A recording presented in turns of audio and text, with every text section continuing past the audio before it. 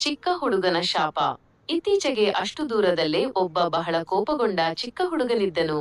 ಜೀವನದಲ್ಲಿ ಮತ್ತು ಜೀವನದ ಬಗ್ಗೆ ಎಲ್ಲವೂ ಅವನನ್ನು ಕೋಪಗೊಳಿಸಿತು. ಅವನು ಹೆಚ್ಚು ಕೋಪಗೊಂಡಂತೆ ಅವನು ಹೆಚ್ಚು ನಿರಾಶೆಗೊಂಡನು ಮತ್ತು ಹೆಚ್ಚು ನಿರಾಶೆಗೊಂಡಂತೆ ಅದು ಅವನನ್ನು ಇನ್ನಷ್ಟು ಕೋಪಗೊಳಿಸಿತು. ಅವನು ತನ್ನನ್ನು ಹೆಚ್ಚು ಪ್ರೀತಿಸುವ ಸುತ್ತಮುತ್ತಲಿನ ಜನರನ್ನು ನೋಯಿಸಲು ಪ್ರಾರಂಭಿಸಿದನು. ಪ್ರತಿಯೊಂದು ಹೊಸ ಅವಮಾನ ಮತ್ತು ಕೋಪದ ಸ್ಫೋಟದೊಂದಿಗೆ ಅವನು ಕಾಳಜಿ ವಹಿಸುವವರನ್ನು ನೋಯಿಸುತ್ತಿದ್ದನು. ಅವನ ಕೋಪದ ಪರಿಣಾಮಗಳನ್ನು ಅವನು ನೋಡುತ್ತಿರಲಿಲ್ಲ. ಅವನ ಕ್ರಿಯೆಗಳು ಇತರರಿಗೆ ನೋವು ಮತ್ತು ನೋವನ್ನು ಉಂಟುಮಾಡುತ್ತಿವೆ ಎಂದು ಅವನಿಗೆ ಅರ್ಥವಾಗಲಿಲ್ಲ. ಅವನ ಸ್ವಂತ ಕೋಪದಿಂದ ಅವನು ತುಂಬಾ ಆಕ್ರಮಣಗೊಂಡಿದ್ದರಿಂದ ಅವನು ಗಮನಿಸಲೂ ಇಲ್ಲ.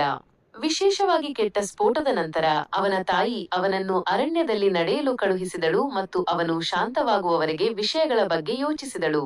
ಅವನು ಅರಣ್ಯದಲ್ಲಿ ನಡೆಯುತ್ತಿದ್ದಾಗ ಅವನ ಜೀವನವನ್ನು ಉತ್ತಮವಾಗಿ ಬದಲಾಯಿಸಲು ಹೊರಟಿದ್ದ ಮಾಟಗಾತಿಯನ್ನು ಅವನು ಭೇಟಿಯಾದ ದಿನವೇ ಅದು.